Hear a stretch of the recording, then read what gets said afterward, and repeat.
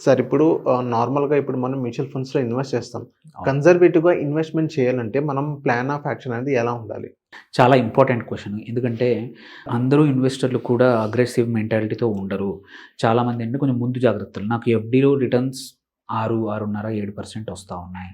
దానికన్నా కొంచెం ఎక్కువొస్తే చాలు. బట్ నాకు ఆశ ఎక్కువ లేదు. 15, 20 అవసరం లేదు. ఎందుకంటే నా సంపాదన ఏదైతే సేవ్ చేస్తున్నానో, సంపాదన నుంచి సేవ్ చేస్తున్నానో డబ్బుల్ని, వాటిని కాపాడుకొని కొంచెం ఇన్‌ఫ్లేషన్ కన్నా కొంచెం ఎక్కువగా ఉంటే సరిపోతుంది అనేవాళ్ళు ఒక 30, 40% ఇన్వెస్టర్స్ ఉంటారట్లా.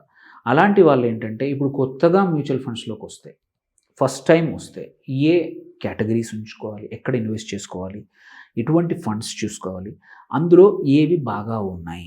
ఓకే. ఫస్ట్ థింగ్ వచ్చేసి కొత్తగా ఇన్వెస్ట్ చేస్తున్నావు ఆర్ కన్జర్వేటివ్ మెంటాలిటీతో నీకు ఎక్కువగా అగ్రెషన్ అవసరం లేదు. నేను తట్టుకోలేను. నేను ఎందుకంటే కష్టపడి డబ్బులు సంపాదించాను.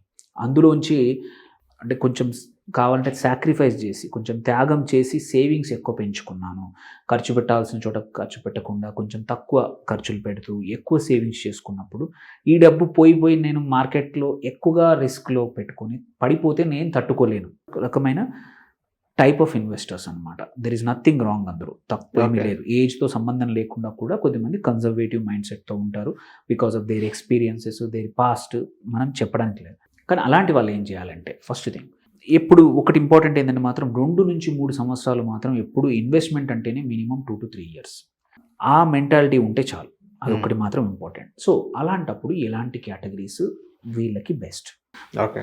కొంచెం ఈక్విటీలో చూసుకుంటే లార్జ్ క్యాప్ ఫండ్స్ ఏంటంటే ఇవి already companies which are very big సడన్‌గా వొలటిలిటీ వచ్చి పడిపోయే అవకాశాలు తక్కువగా ఉంటాయి. ఓకే. అప్స్ అండ్ డౌన్స్ కూడా కొంచెం తక్కువగా ఉంటాయి.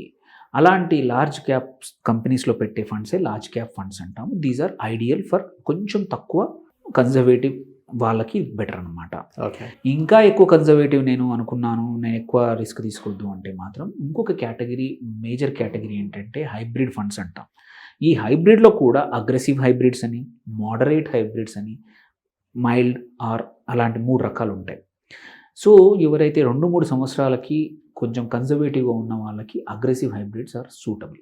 సో, లార్జ్ క్యాప్ కానీ, అగ్రెసివ్ హైబ్రిడ్స్ కానీ. అగ్రెసివ్ హైబ్రిడ్స్ అంటే ఏంటంటే 60-65% ఈక్విటీస్‌లో పెడతారు. 30-35% డెట్‌లో పెడతారు. ఈ అగ్రెసివ్‌లో కూడా ఈ 60-65 కూడా కొన్ని ఎక్కువ మటుకు ఫండ్స్ లార్జ్ క్యాప్, కొంచెం మిడ్ క్యాప్ వరకే ఆగిపోతారు. సో, దేర్ బై ఏంటంటే హ్యూజ్ రిస్క్ తీసుకోరు. సో, ఎట్ ఎనీ టైమ్ చూసుకున్నా నీకు ఇండెక్స్ కన్నా ఒక 1 ఆర్ 2% ఎక్కువగా వచ్చేట్టు సరిపోతుంది అంతే.